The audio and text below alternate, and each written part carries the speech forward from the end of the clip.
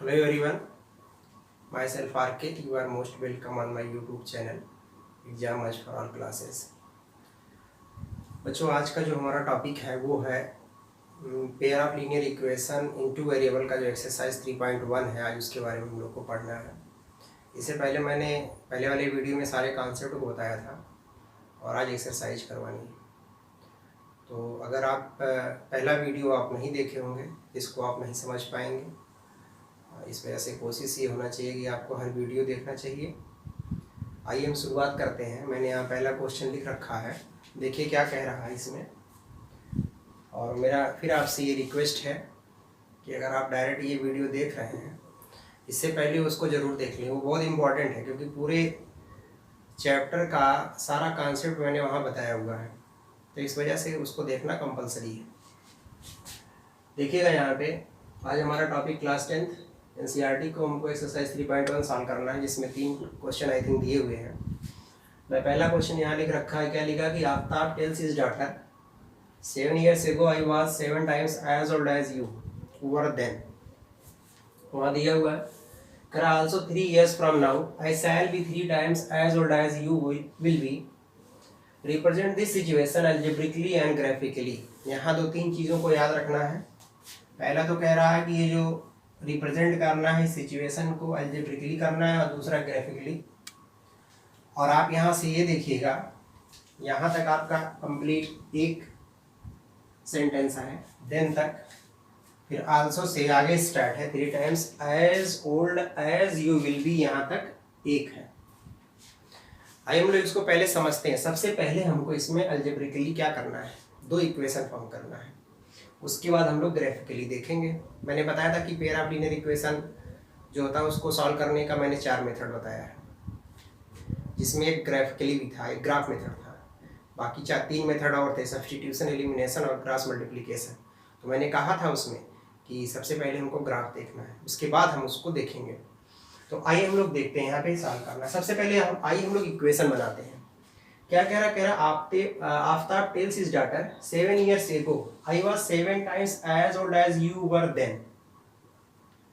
आफ्ताब अपनी डॉटर से बोल रहे हैं कि 7 years ago। तो याद रखिए इसका सलूशन देखिए। सलूशन पहले हम लोग क्या करेंगे, इसमें लेट कर लेंगे present age of Aftab bx। हमने ये मान लिया कि आफ्ताब जो हैं कितने ईयर्स के हैं,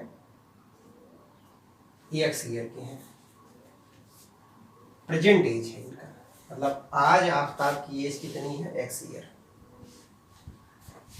और उसी में हम लोग मान लें present age of his daughter, इसको मान लेते हैं y ईयर्स, इसको मान लिया y ईयर।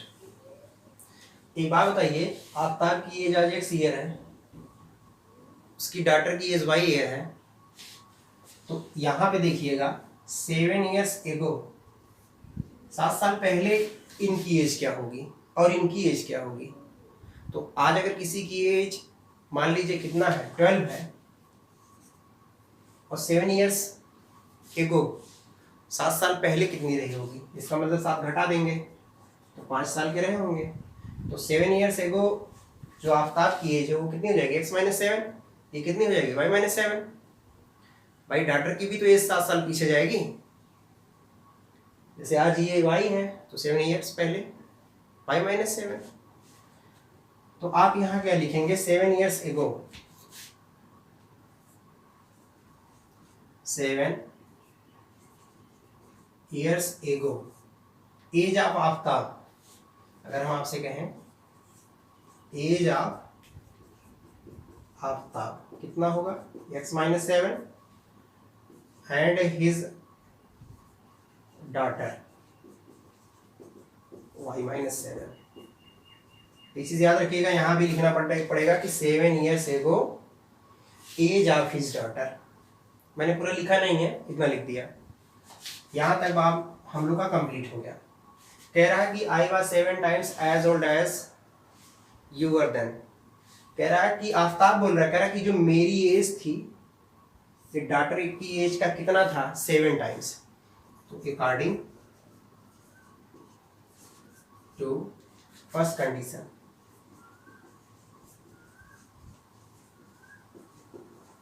क्या बना हमारा x minus 7 equals to 7 times y minus 7। वो बोल रहा था, कह रहा था कि 7 years ago I was 7 times, मतलब आफ्ताब की एज डॉटर की एज का 7 टाइम्स। लेकिन हम देखिए मल्टीप्लाई डॉटर में की है, कैसे? अगर हम आपसे ये कहें, ध्यान दीजिएगा कि आफ्ताब 30 ईयर्स के हैं और डॉटर कितना है 5 ईयर्स, तो ये आफ्ताब है और ये डॉटर। आफ्ताब 30 है, ये 5 है, कितने टाइम्स ज़्यादा है आफ्ताब? 6 टाइम्स। भाई 6 से डिवाइड करोगे 5 आ जाएगा, ये 5 6 30 हो जाएगा, 6 टाइम है। लेकिन इक्वल लिखोगे तो मल्टीप्लाई किधर करोगे? डॉटर की तरफ, तब ना इक्वल होगा। इक्वल का मतलब क्या होगा? दोनों इक्वल होना चाहिए, तभी यहाँ ऐसे किया। अब इसको सॉल्व करके इक्वेशन बना लीजिए। देखिए क्या है, x माइनस 7 इक्वल टू, ये हो जाएगा 7 माइनस 49। इसको इधर ट्रांसपोज करिए, उधर जब हम लोग इसको भेजेंगे तो माइनस 42 मिल जाएगा। ये आपका आ गया इक्वेशन नंबर 1। आइए हम लोग सेकंड इक्वेशन बनाते हैं। अब देखिए यहां तक हमारा कंप्लीट हो गया। दूसरा देखिएगा, कह रहा है आल्सो 3 ईयर्स फ्रॉम नाउ, अब से 3 साल बाद। ध्यान समझिएगा, क्या कह रहा है? 3 ईयर्स फ्रॉम नाउ, अब से 3 साल बाद। I shall be 3 times as old as you will be. वो कह रहा है अपनी डॉटर से, अपनी डॉटर के एज का 3 टाइम्स था। तो आप हमको बताइए, अगर हम यहाँ पे इसको बताते हैं, सेकंड हम लोग इक्वेशन बनाने जा रहे हैं। लिखेंगे 3 years from now, 3 years from now, age of Aftab, ये थोड़ा सा यहाँ पे ऐसे ड्रा कर दीजिएगा, एज ऑफ आफ्ताब कितना होगा? अगर आज प्रेजेंट एज है x, तो 3 ईयर्स फ्रॉम नाउ मतलब 3 साल बाद हो जाएंगे x प्लस 3। डॉटर कितना हो जाएगा बताइए? डॉटर हो जाएगा y plus 3। According to second condition क्या कह रहा है? सेकेंड कंडीशन कह रहा है कि जो एज ऑफ आफ्ताब है 3 साल बाद, एज ऑफ आफ्ताब ये मतलब x प्लस 3, ये कह रहा है कि डॉटर की एज का 3 टाइम्स है। देखिए फिर इक्वल लिखने के लिए 3 से मल्टीप्लाई इधर किया, इसको आप सॉल्व करेंगे जब 3y प्लस 9, इधर ट्रांसपोज कर लीजिए, x माइनस 3y बस टू 9 माइनस 3, 6 हो गया। आई थिंक काफी नीचे लिख दिया, लिख नहीं रहा होगा, इसको यहाँ बगल में लिख देते हैं। ये यहाँ के बाद देखिएगा आगे आपको क्या मिला, x माइनस 3y बस टू 6, ये आपका सेकेंड हो गया। देखिए ये यहाँ तक हम लोगों ने सॉल्व कर लिया, अलजेब्रिकली हम लोगों ने सॉल्व कर लिया। एक पहला ये मिला और दूसरा हमको ये मिल गया। अब हमारा बचा क्या है? अब हमको देखना है ग्राफिकली, ये देखना है। तो आइए हम लोग इसको ग्राफिकली देखते हैं। उसके लिए हमको पूरा रफ करना पड़ेगा, हम क्वेश्चन भी रफ कर दे रहे हैं। अब ध्यान से समझिएगा। तो अभी ये हाफ क्वेश्चन सॉल्व हुआ है, हमको ये इक्वेशन की जरूरत पड़ेगी, इस वजह से इसको हम रफ नहीं करते हैं और इसको बाद में रफ कर देंगे। और एक हमको ये जरूरत पड़ेगी। अब जिन बच्चों ने पहला वीडियो देखा होगा उनको ग्राफ समझ में अच्छे से आएगा। देखिए अब हमको क्या करना है, जो सेकंड पार्ट है ग्राफिकली इसको सॉल्व करना है।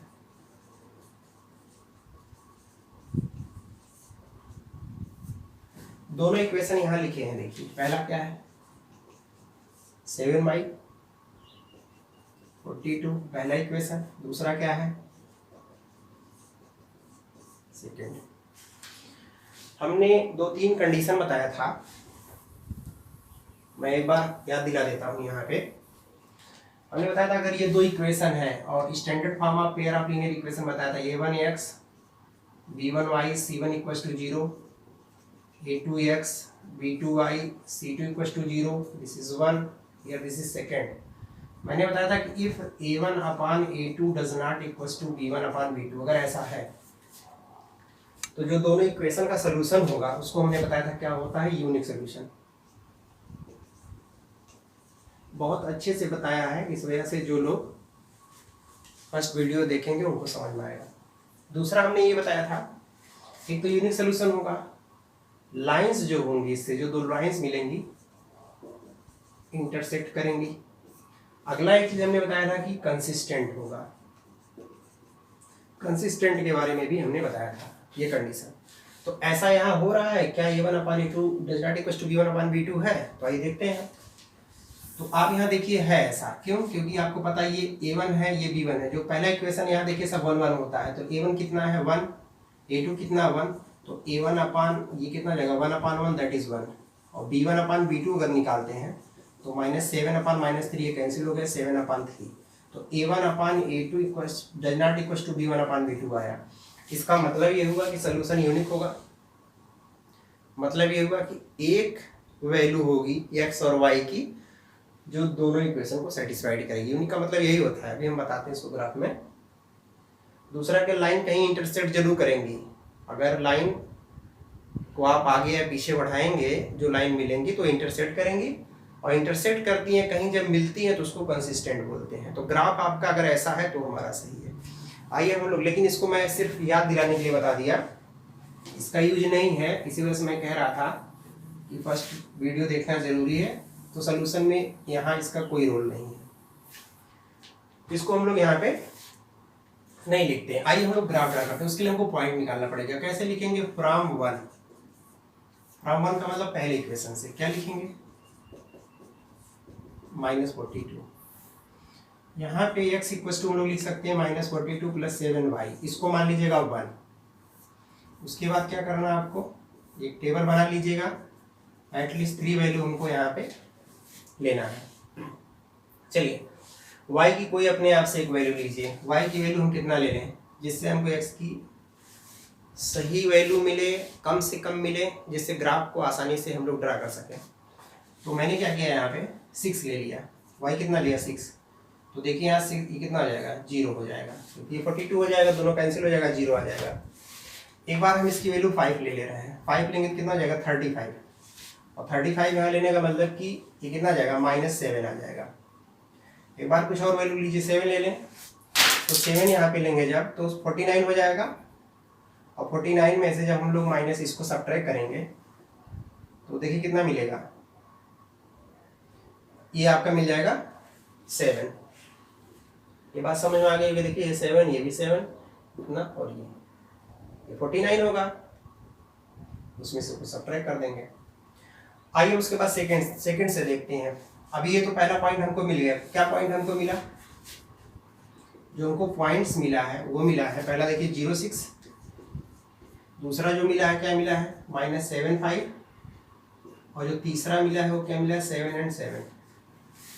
आइए हम लोग सेकंड देखते हैं, फ्रॉम सेकंड, मतलब सेकंड इक्वेशन से क्या है हमारा, x - 3y = 6 है, और जो यहाँ x इक्वल लिख सकते हैं हम लोग कितना है x + 3y, इसको मान लीजिए क्या, इसको इक्वेशन 2 मान लीजिए।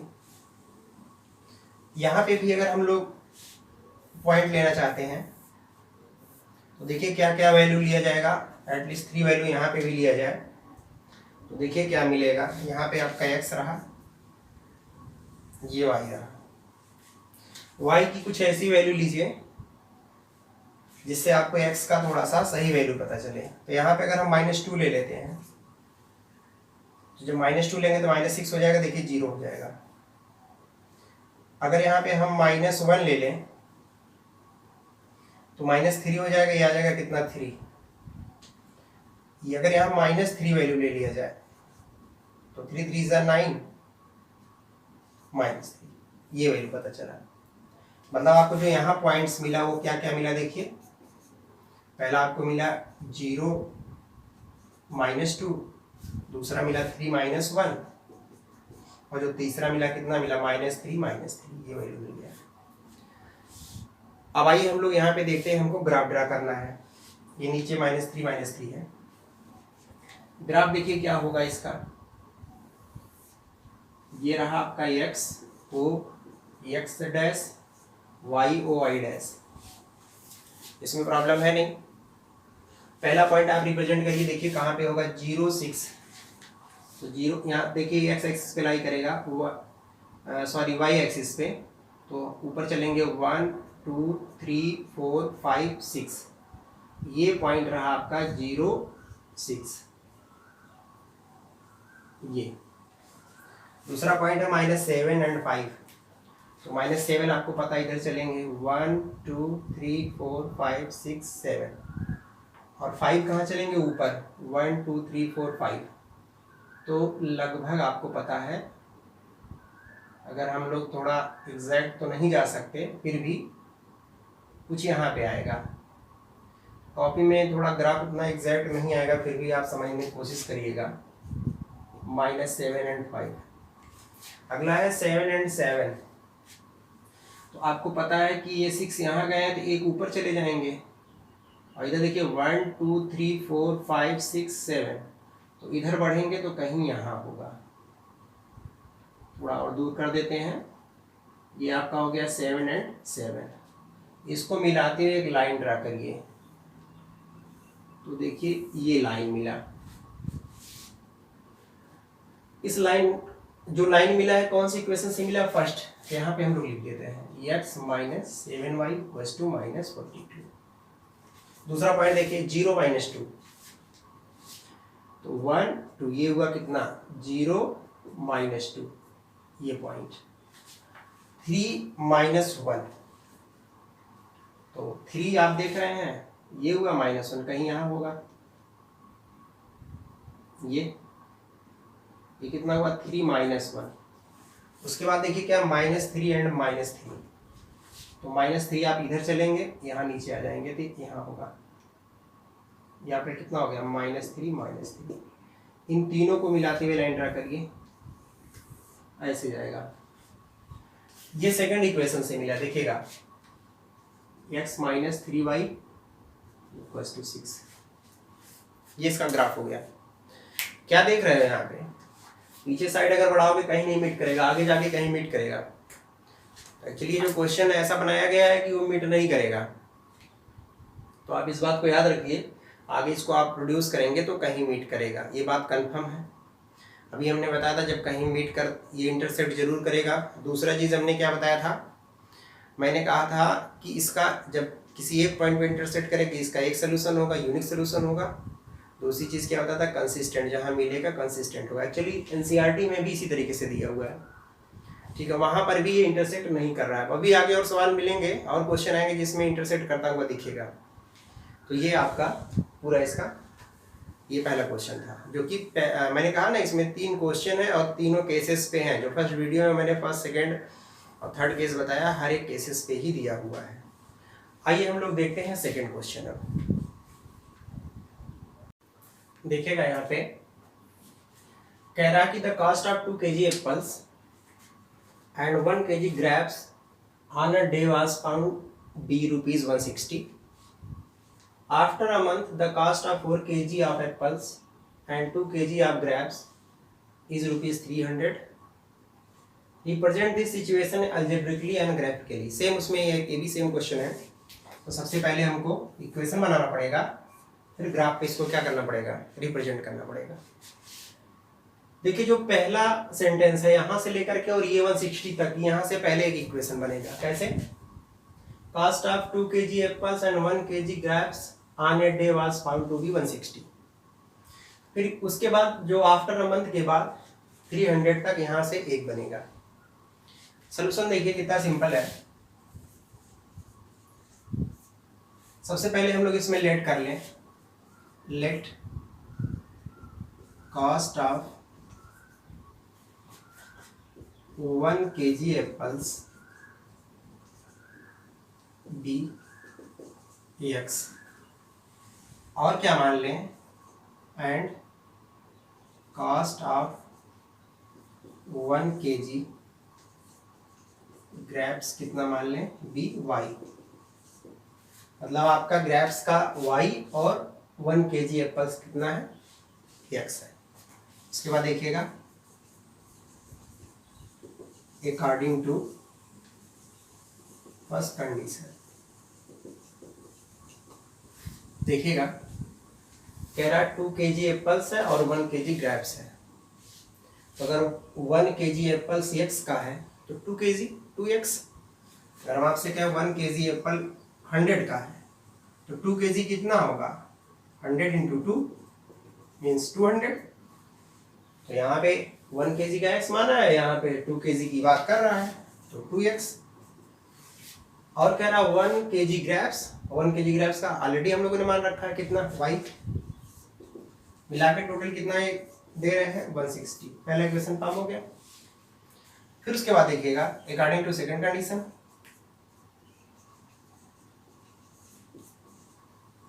अकॉर्डिंग टू सेकंड कंडीशन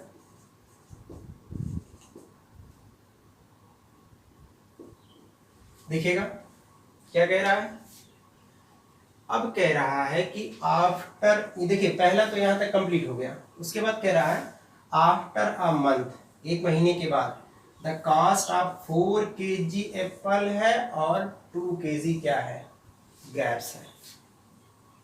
तो आप बताइए 1 kg का मान रखा है यहाँ पे, तो जब 4 kg, अब सेकंड कंडीशन में जब 4 kg एप्पल ले रहा है तो कितना देना पड़ेगा उसको 4X, और 2 kg ग्रेप्स है जिसका मतलब 2Y = 300। ये 2 से कैंसिल हो जाएगा। देखिए 2 से सबको डिवाइड कर दीजिए, कितना हो जाएगा 2X + Y = 150। पहला तो हमारा सॉल्व हुआ क्या अलजेब्रिकली। आज इसका हम लोग देखते हैं ग्राफ। ग्राफ के लिए क्या करना पड़ेगा, तो ग्राफ के लिए सबसे पहले हमको ये दोनों इक्वेशन चाहिए और उसके बाद देखेंगे ग्राफ क्या मिलता है। ध्यान से समझिएगा आप लोग, इसको मैं रफ कर दे रहा हूं।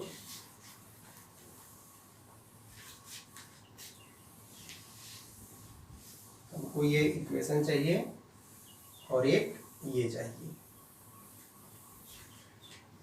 अब हम लोग सॉल्व करने जा रहे हैं ग्राफिकली, इसी का जो लास्ट पार्ट है।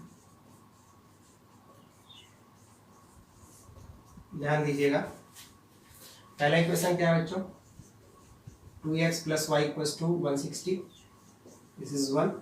अगला क्या है 2X + Y = 150, ये हो गया।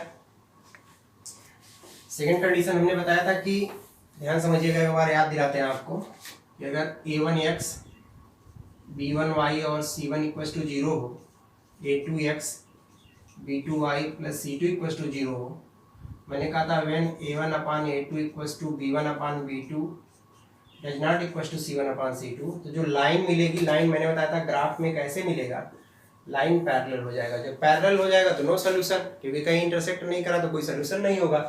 दूसरी चीज हमने क्या बताया था इसमें, आपको याद रखिएगा इनकंसिस्टेंट बताया था,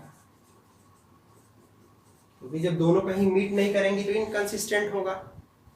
ये बात आपको याद होनी चाहिए, तो इसको मैं एक बार आपको याद दिला दिया। तो देखिए यहाँ पे ऐसा ही है, A1/A2 कितना है, A1/A2 देखिए 2/2 दैट इज 1, B1/B2 क्या है ये 1, ये भी 1, 1/1 दैट इज 1, C1/C2 कितना है 160/150 लिखेंगे, कैंसिल हो जाएगा 16/15।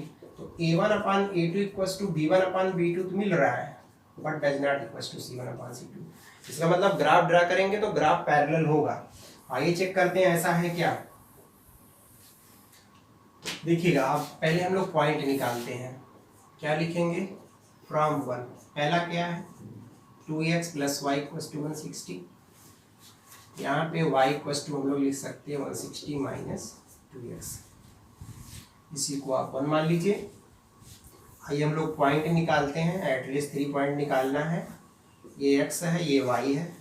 अपने आप से कोई X की एक वैल्यू लीजिए, क्या लिया जाए यहाँ पे, अगर हम लोग यहाँ पे 60 ले लीजिए, क्योंकि 60 लेंगे 120 हो जाएगा, तो आ जाएगा 40, 120 आएगा, सब्ट्रैक्ट कर देंगे।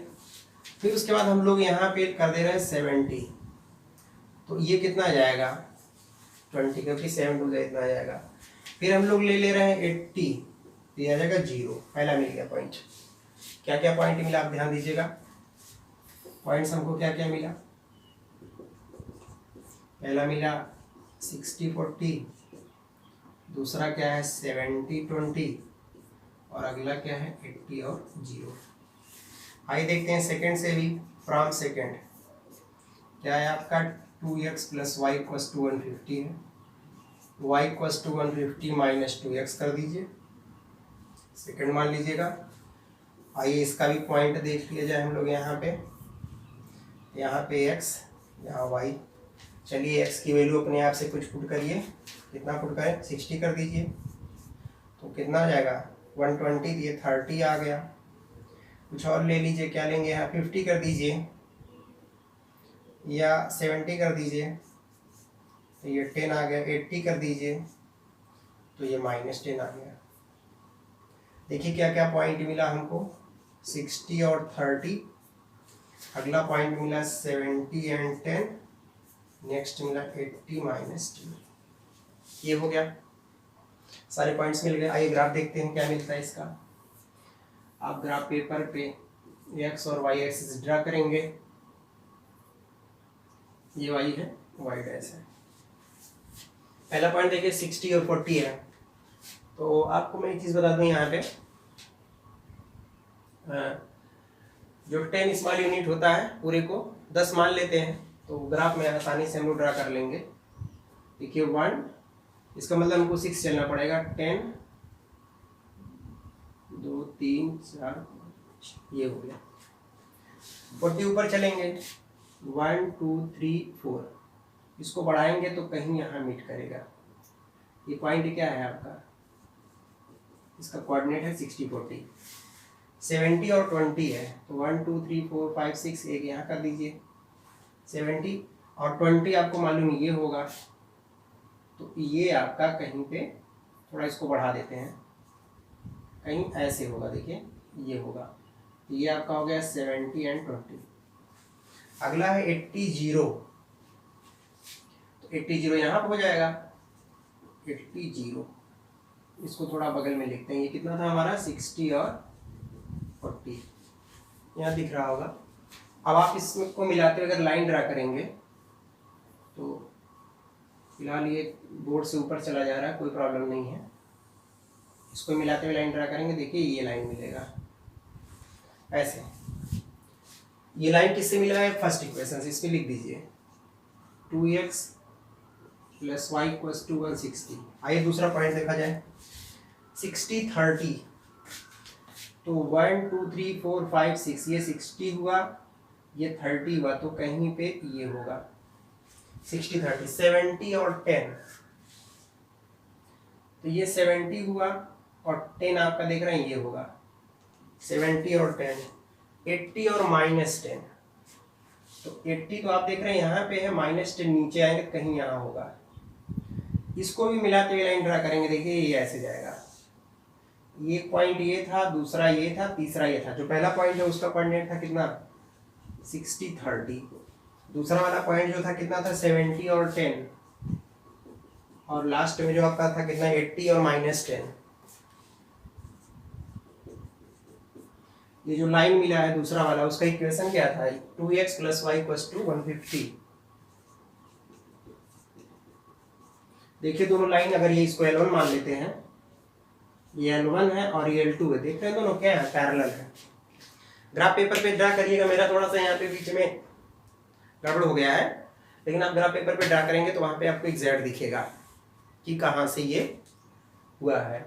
तो दोनों लाइन पैरेलल मिल गई, कहने का मतलब इसका नो सॉल्यूशन होगा। वैसे भी यार नो सॉल्यूशन होगा, कैसे देखो 2x + y = 160 है, अगर इसको सॉल्व करते हो तो दोनों अगर सब्ट्रैक्ट कर दो तो माइनस माइनस माइनस, ये कैंसिल 10, क्या इधर क्या 0 = 10, नहीं सॉल्व होगा, समझ रहे हैं। तो यहाँ x और y की कोई वैल्यू नहीं है, ध्यान समझिएगा ये बहुत इंपॉर्टेंट है, x और y की कोई वैल्यू नहीं है जो दोनों इक्वेशन को क्या कर दे, सेटिस्फाइड कर दे। कहने का मतलब x की और y की वैल्यू इसमें पुट करें तो वो ये left hand side right hand side बराबर आ जाए, और दूसरे वाले में भी पुट करें तो left hand side right hand side के बराबर आ जाए, वही सेम वैल्यू। तो ऐसी कोई भी वैल्यू नहीं है। अगर ऐसे इक्वेशन देते हैं तो इस बात को आप याद रखिएगा। और जो फर्स्ट वाला था, देखिएगा ध्यान से, ये सब काफी इंपॉर्टेंट है। जो फर्स्ट वाला था जब हम बता रहे थे, मान लीजिए कि एक लाइन ऐसे गया और दूसरा यहाँ मिल गया, कहीं मीट कर गया, 3 और 2 मिला, तो 3 और यूनिक सोल्यूशन हम बोलते थे, मतलब एक सोल्यूशन। कहने का मतलब अगर जैसे मान लीजिए दो इक्वेशन ऐसे रहा होगा, 2x 4y = 5 और ये x + 9y = मान लीजिए 6 है, ऐसे दोनों सॉल्व किए हैं, तो इससे ये लाइन मिला और इससे ये लाइन मिला, किसी एक पॉइंट पे इंटरसेक्ट कर रहा है, इसका कोऑर्डिनेट ये है, मान लीजिए, ऐसा है नहीं, ये तो मैंने अपने आप से बता दिया। इसका मतलब जो यूनिक सोल्यूशन का क्या मतलब हुआ कि x की वैल्यू 3 और y की वैल्यू सिर्फ 2 होगी, और यही दो वैल्यू है जो इसमें पुट करेंगे इसको भी सेटिस्फाइड करेगा और यही वैल्यू इसको भी सेटिस्फाइड करेगा, तभी इसको कहा जाता है यूनिक सोल्यूशन। कहने का मतलब x की एक वैल्यू होगी, y की एक वैल्यू होगी, और वो दोनों इक्वेशन को सेटिस्फाइड करेगी और कोई भी वैल्यू नहीं होगी। यूनिक सोल्यूशन का यही मतलब हुआ। जो पहला वाला कंडीशन था उसमें ग्राफ मिला नहीं था, अभी जब हम कोई नेक्स्ट एक्सरसाइज कराएंगे उसमें ग्राफ मीट करेगा तो उस पर दिखाएंगे आपको। यहाँ तो देखिए कोई सोल्यूशन ही नहीं है क्योंकि पैरेलल हो गया। और देखिए दो कंडीशन हमने बता दिया, और तीसरा कंडीशन जो अगला क्वेश्चन है उसमें क्या है, दोनों लाइन एक दूसरे पे कंसाइड कर जाएंगी, और उसमें बताया था कि नंबर ऑफ इनफाइनाइट सोल्यूशन होता है या मेनी सोल्यूशन, कारण हर पॉइंट एक दूसरे पे मीट कर रहे हैं, और लाइन पे आपको मालूम है नंबर ऑफ इनफाइनाइट पॉइंट होते हैं, हर पॉइंट्स के अपने कोऑर्डिनेट होते हैं, इसी वजह से उसमें नंबर ऑफ इनफाइनाइट सोल्यूशन होता है। ये तीनों मैंने बताया था, आप लोग को समझ में आ रहा होगा अगर तो, ठीक है। तो ये सारी चीज़ें थी। अब आइए देखते हैं इस क्वेश्चन नंबर, इसका जो लास्ट है थर्ड क्वेश्चन, उसको देखते हैं।